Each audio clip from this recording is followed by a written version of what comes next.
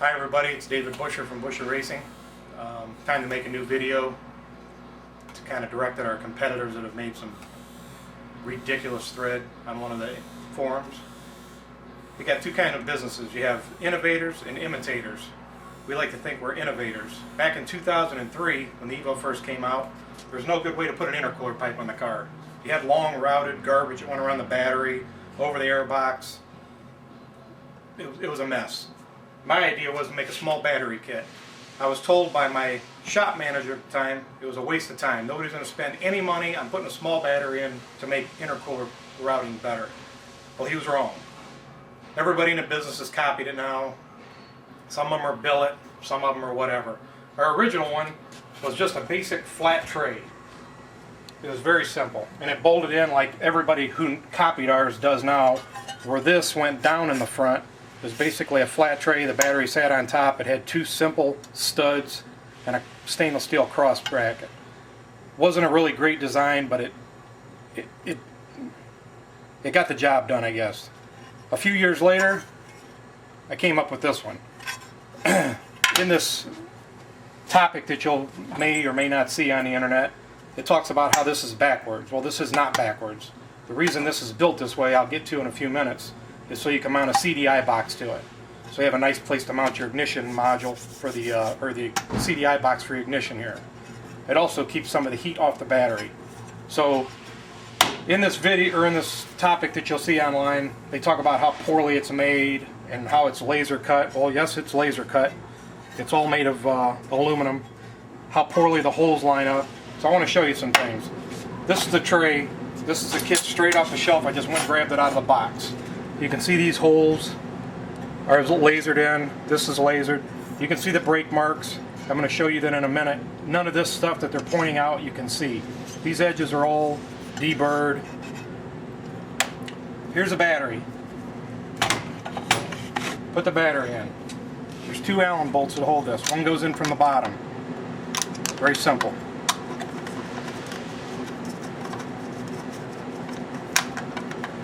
Tighten the post down.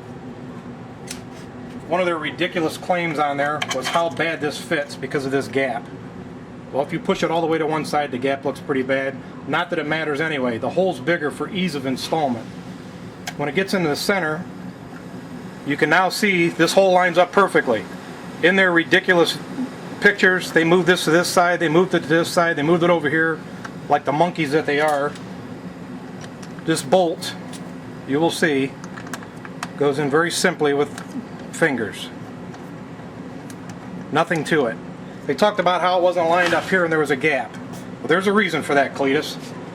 It's so that when you pull this down, the battery is tight. This battery cannot move. We've been to time attack events, NASA events, drag racing events. Everyone who's inspected this battery kit has commented on what a great product it was because they all grab this and try to shake it out of the car. Now, this is a right-hand thread, and this is a right-hand thread.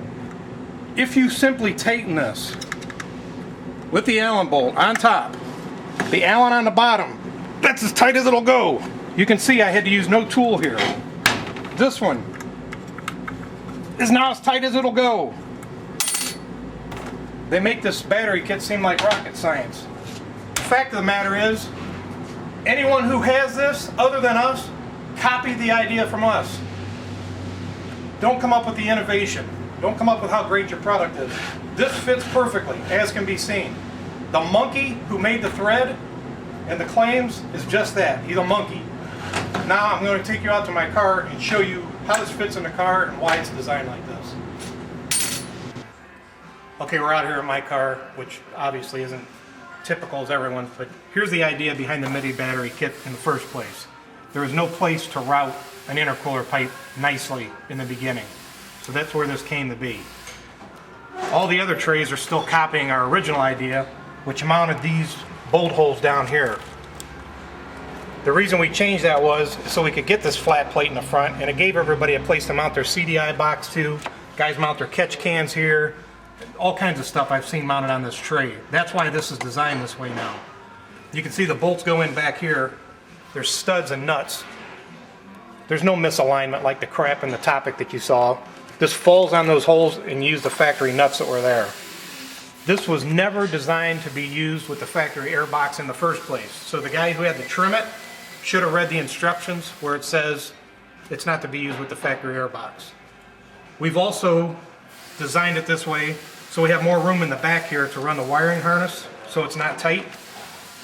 And so the negative battery cable can come around here and you can flip the battery. Typically the negative is to the back, and on everyone else's kit now that mounts the post in the front, you have to stretch the positive cable over here.